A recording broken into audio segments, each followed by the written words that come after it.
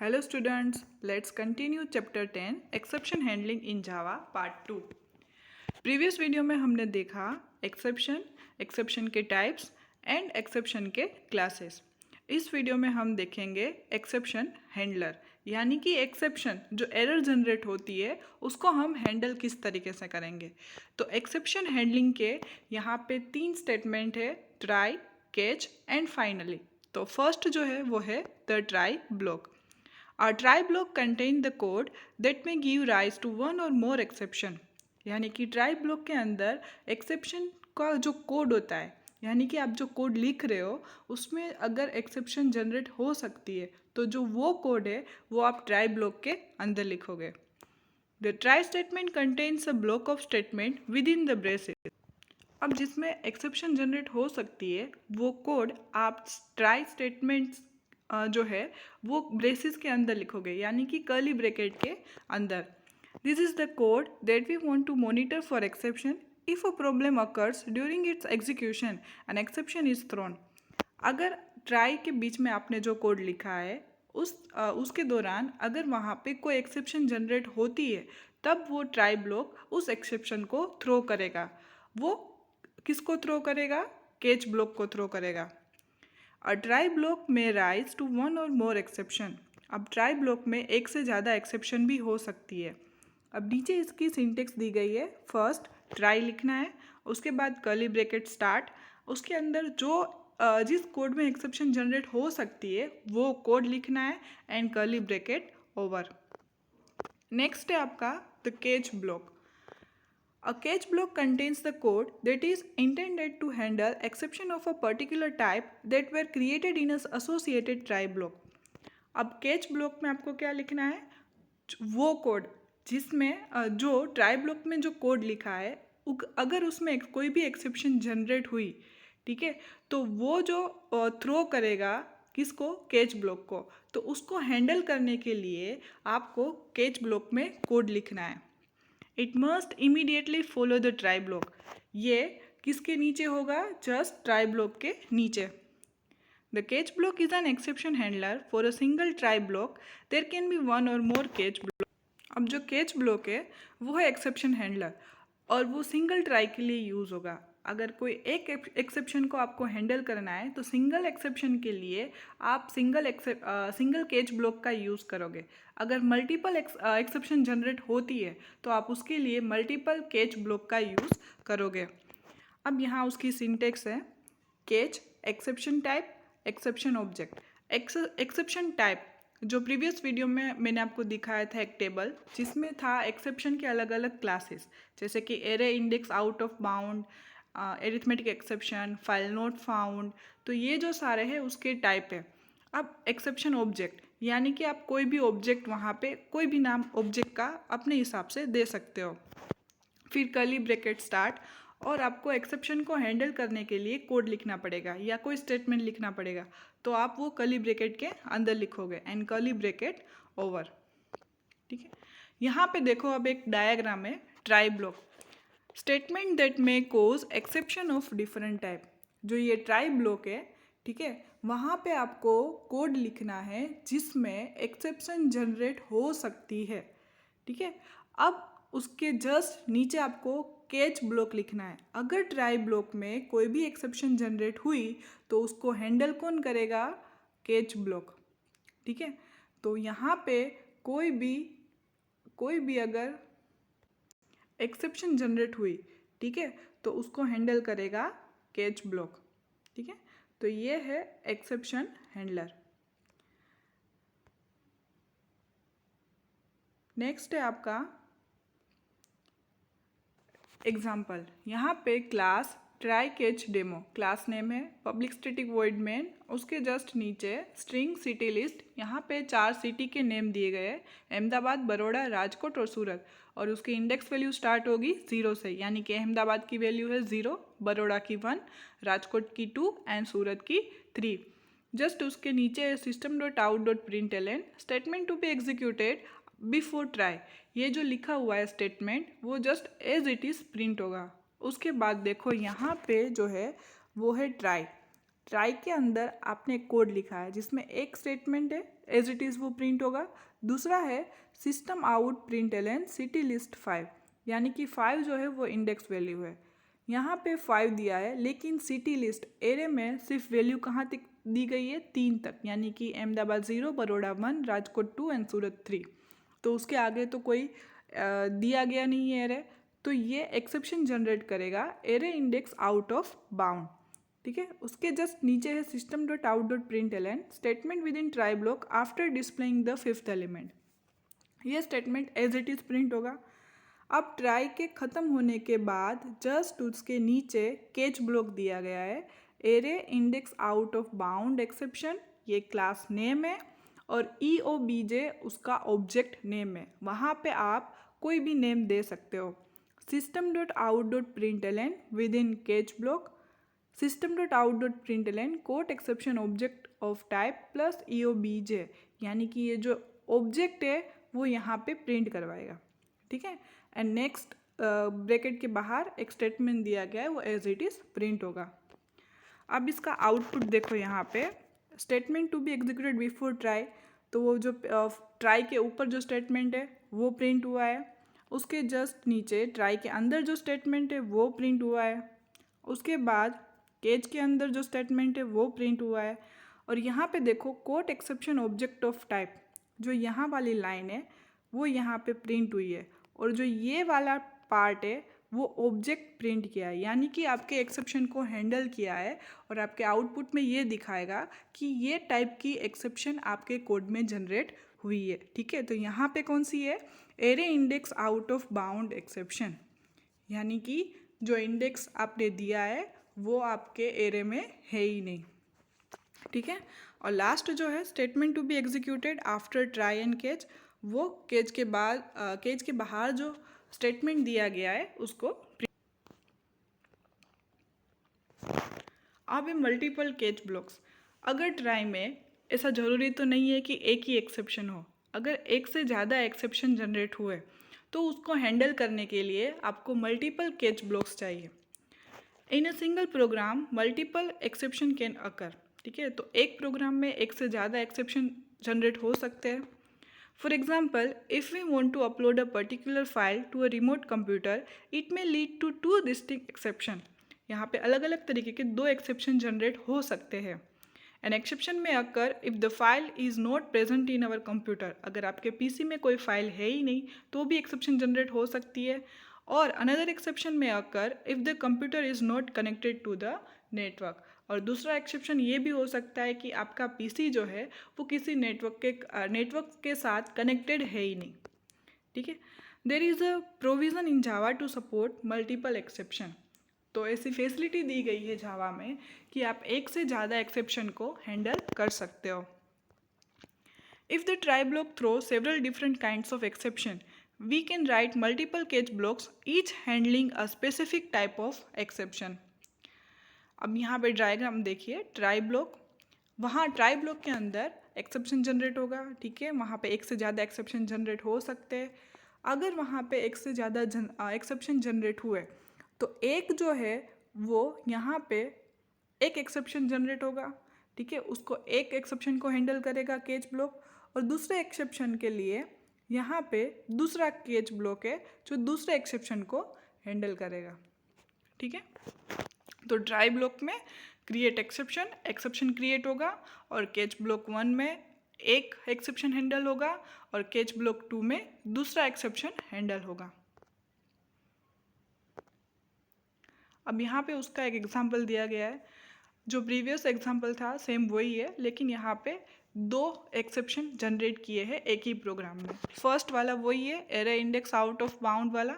ठीक है, दूसरा आप देखो यहाँ पे इंटीजर न्यूमरेटर, यहाँ पे उसकी वैल्यू 15 है एंड डिनोमिनेटर की वैल्यू 0 है। ठीक है, अब देखो यहाँ पे आगे ट्राई के अंदर एक सेम वही प्रोग्राम है, system dot out dot print ln city list 5, जो कि इंडेक्स वैल्यू यहाँ पे अवेलेबल नहीं है, और जो दूसरा है answer equal to numerator divide denominator.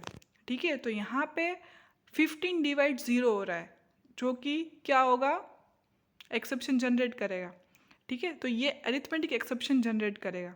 अब कैच में देखो, एक कैच जो है वो है array index out of bound exception EOBJ, यानी कि वो इंडेक्स की, अगर इंडेक्स जो है आउट ऑफ बाउंड हो रहा है तो उस एक्सेप्शन को हैंडल करेगा। दूसरा जो केच ब्लॉक है वो है अरिथमेटिक एक्सेप्शन। अगर आपके प्रोग्राम में कोई अरिथमेटिक एक्सेप्शन है तो उसको हैंडल करने के लिए एक ये एक्सेप्शन क्लास है। एंड थर्ड वाला जो है वो केच एक्सेप्शन। कोई भी एक्सेप्शन हो, अगर आपको नहीं पता है कि कोई भी किसी भी टाइप की एक्सेप्शन यहाँ पे जनरेट हो सकती है और आप जो कोड लिख रहे हो वो आपको नहीं पता है, ठीक है, कि आपने जो कोड लिखा है उसमें कौन से टाइप की एक्सेप्शन है, उस कंडीशन में आपको क्या लिखना है, सिर्फ एक्सेप्शन क्लास लिखना है, यहाँ एक्सेप्शन और EOBJ, और वहाँ पे आपको अपना जो स्टेटमेंट है उसको प्रिंट करवाना है, ठीक है। अब उसके बाद जो है केच के बाद आएगा finally block. The finally block is generally use to clean up at the end of the executing a try block. Try block के जस्ट बाद केच ब्लॉक आएगा और उसके बाद फाइनली ब्लॉक। फाइनली ब्लॉक में आप वो कोड लिख सकोगे जो आपको लास्ट कोड लिखना है, कि अगर आपके प्रोग्राम में कोई भी एक्सेप्शन जनरेट हो या ना हो, ये फाइनली ब्लॉक के अंदर जो भी स्टेटमेंट है वो लास्ट में एग्जीक्यूट होगा ही, इसलिए उसको क्लीन अप कोड भी बोलते हैं। We use a finally block when we want to be sure that some particular code is to be run no matter what exceptions are thrown within the associated try block. A finally block is always executed. वो हमेशा execute होगा ही, ठीक है, regardless of whether or not exception are thrown during the exception of the associated try block. अगर आपके try block में exception generate हो या ना, इसको कोई मैटर नहीं करता है। ये ऐसा कोड है जो कंपलसरी आपको एग्जीक्यूट होगा ही आपके कोड में। सिंटेक्स उसकी है फाइनली, कीवर्ड है, कर्ली ब्रैकेट के अंदर आपको क्लीन अप कोड लिखना है, जो आपको स्टेटमेंट लास्ट में एग्जीक्यूट करवाना ही है, प्रिंट करवाना ही है, वो आपके इसके अंदर लिखना है। तो केच और फाइनली में ये मेन डिफरेंस है, ठीक है। केच कब एग्जीक्यूट होगा, जब कोई एक्सेप्शन जनरेट होगी तब, और फाइनली कोई भी एक्सेप्शन हो या ना हो ये एग्जीक्यूट होगा ही। उसके बाद है थ्रो स्टेटमेंट। अब ये जो था ये मेन मेथड के लिए यूज़ होता था, ठीक है, इसमें आप ट्राई का यूज़ कर रहे हो एक्सेप्शन के लिए। ये जो थ्रो स्टेटमेंट है वो मेथड के लिए यूज़ होगा। The throw keyword is use to explicitly throw an exception object. ये एक्सेप्शन ऑब्जेक्ट को थ्रो करेगा और ये एक्सप्लिसिटली फोर्सफुली आप क्या करोगे, इसको इस एक्सेप्शन को थ्रो करोगे। वहाँ अपने आप हो जा रहा था हैंडल, यहाँ पे आपको करवाना है। Java does provide mechanism to create an exception object and throw it explicitly. The object that we throw must be of type java.lang. अब java.lang throwable ये क्लास का नेम है, ठीक है, एक पैकेज का नेम है, वो आपको याद रखना है। java.lang पैकेज है और उसके अंदर throwable एक क्लास है। अब उसकी सिंटेक्स है थ्रो एक्सेप्शन ऑब्जेक्ट, ठीक है, थ्रो एक्सेप्शन ऑब्जेक्ट, थ्रो लिखना है आपको कीवर्ड और एक्सेप्शन का ऑब्जेक्ट। थ्रो क्लोज ये मेथड के लिए यूज होगा। There are two alternate approaches to handle exception created by method. अब मेथड के अंदर अगर कोई एक्सेप्शन जनरेट होती है तो उसके लिए हम थ्रो क्लोज का यूज़ करेंगे। Right a try catch block with in the method और अ कंस्ट्रक्टर दैट में जनरेट एन एक्सेप्शन, ठीक है। दो तरीके यहाँ पे, एक तो आप ट्राई ब्लॉक का, ट्राई और कैच का यूज़ करोगे, और दूसरा है इन्वोकिंग अ मेथड और constructor with in a try block. और मेथड और कंस्ट्रक्टर आप किसके अंदर इन्वोक करवाओगे, ट्राई ब्लॉक के अंदर। A throw clause can be used in a method declaration or constructor declaration to inform that the code within the constructor or method may throw an exception. जो throw close है वो कब use होगा, method और declaration के time पे ही use होगा। इससे ये पता चलेगा कि आपकी मेथड और कंस्ट्रक्टर में शायद एक्सेप्शन जनरेट हो सकता है। It also signifies that there is no catch block within the method that can handle the exception. The throw keyword is used with the declaration of method. जब आप method को declare करोगे तभी आपको throw keyword का use करना है। A throw clause can be used in a method declaration as follow. किस तरीके से उसको अब डिक्लेयर करना है वो नीचे यहाँ पे सिंटेक्स दी गई है। मेथड मॉडिफायर्स, मॉडिफायर्स यानी कि 4P जो प्रीवियस चैप्टर्स में आ गए। 4P यानी कि public, protected, private and package. ये जो 4P है उसमें से कोई एक का यूज़ करना है आपको। रिटर्न टाइप, रिटर्न टाइप यानी कि डेटा टाइप, ठीक है, ये रहा कोई भी डेटा टाइप, इंटीजर, कैरेक्टर, आपको जो यूज़ करना है वो प्रोग्राम के हिसाब से। नेक्स्ट है मेथड नेम, आप कोई भी नेम दे सकते हो मेथड का, ठीक है। अब पैरामीटर्स, पैरामीटर्स आपको डालने हैं तो अगर नहीं, अगर वो डिपेंड करेगा आपके प्रोग्राम पे। अब देखो यहाँ पे थ्रो कीवर्ड का यूज़ किया गया है और यहाँ पे एक्सेप्शन लिस्ट, एक्सेप्शन लिस्ट यानी कि एक्सेप्शन क्लासेस आपको डालने हैं कि आपके मेथड में वो आपको ही पता होगा कि आपको कौन सा कोड लिखना है, ठीक है। तो उस कोड में कौन से टाइप के एक्सेप्शन जनरेट हो सकते हैं, तो यहाँ पे वो एक्सेप्शन लिस्ट होगा। और कर्ली ब्रैकेट के अंदर बॉडी ऑफ द मेथड, यहाँ पे आपको आप अपना जो कोड है मेथड का कोड वो लिख सकते हो और curly bracket over. A method can throw multiple exception, अब मेथड के अंदर भी एक से ज़्यादा एक्सेप्शन हो सकते हैं। Each type of exception that a method can throw must be stated in the method header, जो मेथड का हेडर जो है वहाँ पे ही आपको थ्रो करवाना है। For example a method header can be like perform division, ये एक मेथड का नेम है, ब्रैकेट के बाद थ्रो कीवर्ड है, ये थ्रो कीवर्ड है, ठीक है। अब जो ये एक एक्सेप्शन है ये दूसरा एक्सेप्शन है। फर्स्ट एक्सेप्शन है एरिथमेटिक एक्सेप्शन और दूसरा है array index out of bound exception. तो आप यहाँ पे एक से ज़्यादा एक्सेप्शन लिस्ट भी डाल सकते हो बीच में कोमा देके, ठीक है। और ब्रैकेट के अंदर आपका जो कोड है वो यहाँ पे देखो एग्जांपल दिया गया है, क्लास थ्रो डेमो, क्लास का नेम है। Public static void main try, try के अंदर परफॉर्म डिवीज़न, यहाँ पे वो मेथड इन्वोक हो रही है, ठीक है। तो परफॉर्म डिवीज़न जो है वो मेथड का नेम है और वो यहाँ पे कॉल हो रही है। कैच, कैच के अंदर system dot out dot println exception code EOBJ, यानी कि वो वहाँ पे जो ऑब्जेक्ट है एक्सेप्शन का वो प्रिंट होगा। अब देखो जो मेथड है वो बाहर बनाई गई है, देखो ये रही, ठीक है, public static void perform division, ठीक है। परफॉर्म डिवीज़न मेथड का नेम है और ये थ्रो कर रहा है एरिथमेटिक एक्सेप्शन, ये रहा, ये एक्सेप्शन है, ठीक है। Integer answer, answer is equal to 15 divide 0, अगर वो डिवाइड करेगा 0 से तो यहाँ पे एक्सेप्शन जनरेट होगी और जब ये मेथड यहाँ पे कॉल होगी तब एक्सेप्शन जनरेट होगा और उसको हैंडल कौन करेगा, यहाँ से इसको हैंडल करेगा ये कैच, ठीक है। तो मेथड यहाँ पे इस तरीके से काम करती है। नेक्स्ट है कस्टम एक्सेप्शन। कस्टम एक्सेप्शन यानी कि अगर कोई एक्सेप्शन अवेलेबल नहीं है और आप अपनी खुद की एक्सेप्शन क्लास बनाना चाहते हो, क्रिएट करना चाहते हो, तब कस्टम एक्सेप्शन का यूज़ करना है। तो creating custom exception, Java allows creating our own exception classes according to application specific problem. आपकी जो एप्लीकेशन है, जो आप क्रिएट कर रहे हो, आपका जो कोड है, उसके हिसाब से, उसके प्रॉब्लम के हिसाब से अगर आपको कोई एक्सेप्शन क्लास क्रिएट करना है तो उसके लिए कस्टम जावा आपको अलाउ कर रहा है। For example, we are writing a program to generate a mark sheet in which the user is asked to enter mark of different subject. The marks must be in the range of 0 to 100. 0 to 100 के बीच में marks होने चाहिए। Suppose if the user enter negative marks or the value is above 0, then the program must generate an exception.